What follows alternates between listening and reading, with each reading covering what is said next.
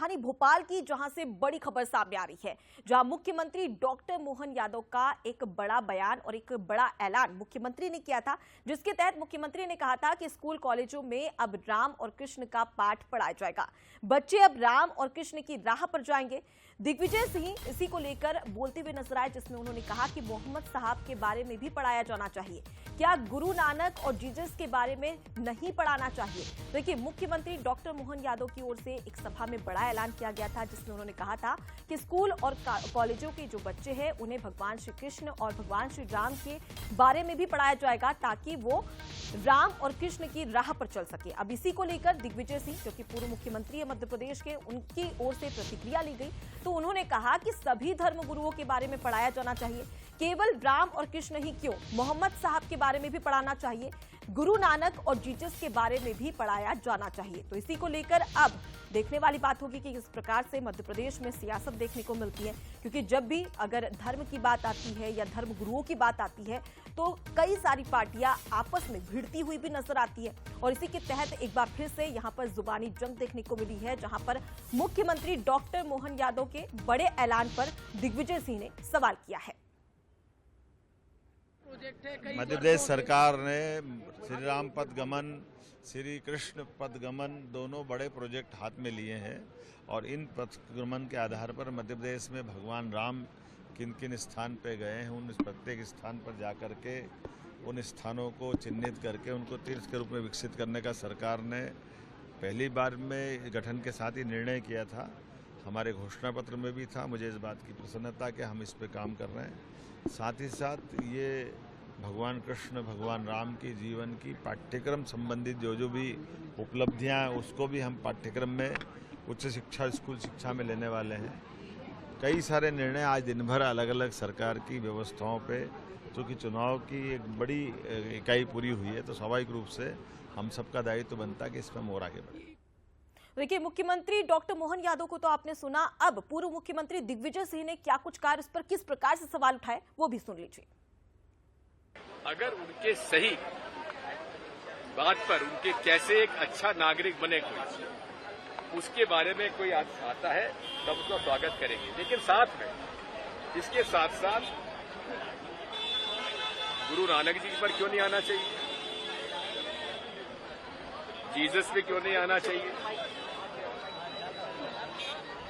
अब मैं कहूंगा मोहम्मद साहब को, तो आप लोग एडिट करके वही सिखाएंगे। चलिए, इसी खबर पर अब बातचीत भी कर लेते हैं। हमारे साथ में बीजेपी की ओर से हितेश वाजपेयी, जो कि पूर्व अध्यक्ष है, वो हमारे साथ में जुड़ गए। वहीं कांग्रेस की ओर से कांग्रेस प्रवक्ता अविनाश बुंदेला हमारे साथ में जुड़ गए। आप दोनों का बहुत स्वागत है। और सबसे पहले चर्चा की शुरुआत में हितेश जी आपसे ही करूंगी, क्योंकि मुख्यमंत्री डॉक्टर मोहन यादव की ओर से एक बड़ा ऐलान किया गया, लेकिन इसी ऐलान पर पूर्व मुख्यमंत्री दिग्विजय सिंह ने सवाल भी उठाया। क्या कहेंगे? उनका कहना है कि सिर्फ राम और कृष्ण का ही क्यों पढ़ाया जाएगा पाठ, बाकी सभी धर्म गुरुओं का क्यों पाठ नहीं पढ़ाया जा रहा?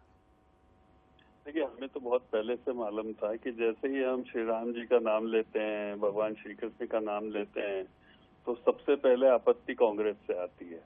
और कांग्रेस में भी सबसे पहले आपत्ति आएगी दिग्विजय सिंह जी की, क्योंकि दिग्विजय सिंह जी जब तक किसी भी विषय को हिंदू मुसलमान नहीं करें तब तक उनका काम ही नहीं चलता है।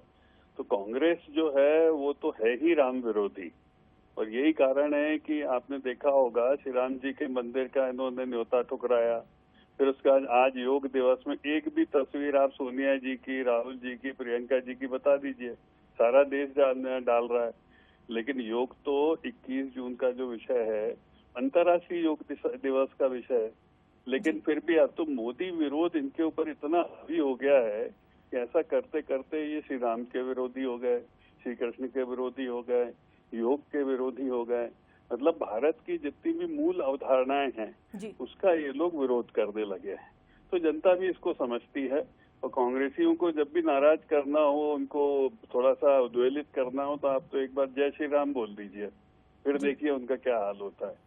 ठीक है, मैं अवनीश जी से भी प्रतिक्रिया ले लेती हूँ। अवनीश जी, जिस प्रकार से कांग्रेस की ओर से, भाजपा की ओर से यहाँ पर कहा जा रहा है और उसी को लेकर सवाल भी उठाए गए, तो यहाँ पर सीधे तौर पर हितेश जी का यही कहना है कि आखिर जब भी भगवान श्री राम या कृष्ण का जिक्र होता है तो कांग्रेस इस पर सवाल क्यों खड़े करती है? आखिर राम और कृष्ण से परहेज क्यों किया जाता है? देखिए, सबसे पहले तो मैं मोहन यादव जी की बात का जवाब देना चाहूंगा, जिस विषय पर हम लोग एकत्रित हुए। मोहन यादव जी ने कहा कि कृष्ण और राम के पाठ पढ़ाए जाएंगे, अच्छी बात है। हम कहीं इसके, अगर दिग्विजय सिंह जी ने पूछा इसमें क्या गलत है? 20 करोड़ यहाँ मुसलमान भी रहते हैं, सिख भी रहते हैं, 1% ईसाई भी रहते हैं, तो क्या उनका अधिकार नहीं है? पहली चीज। और दूसरी बात, सबसे बड़ी बात, अगर इनको शिक्षा पाठ्यक्रम में कुछ सुधार करना है तो सबसे पहला सुधार करें कि पर्चे जो लीक हो रहे हैं, जिनसे आप लाखों छात्रों का भविष्य बर्बाद कर, रोज पर्चे लीक हो रहे हैं।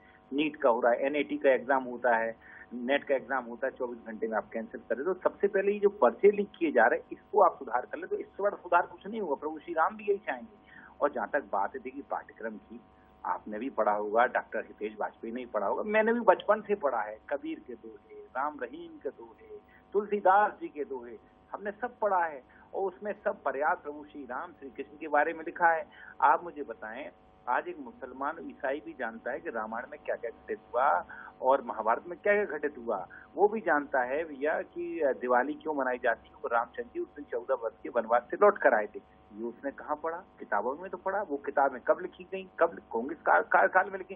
तो ये देखिए, हम आडंबर नहीं करते, हम कभी भी छद्म राजनीति नहीं करते। और ये जो भी कह रहे थे राम वाली बात, अगर इन्होंने राम के नाम पर पाप ना किए होते, अगर इन्होंने राम के नाम पर गंदी राजनीति ना की होती, अगर चारों मठाधीशों की बात मान ली होती, तो अयोध्या से इनका मुंह काला नहीं होता। ये जो राम भक्त बता रहे हैं अपने आप को, अयोध्या से इनका मुंह काला हुआ है। और जैसे जब अयोध्या से इनका मुंह काला हुआ, तो हम सबने देखा, आपने भी देखा अनुपमा जी, कि किस तरह भाजपा के लोगों ने अयोध्या के लोगों को उनके खिलाफ जहर उगलना शुरू किया, उनको मंथरा की औलादें बता दिया।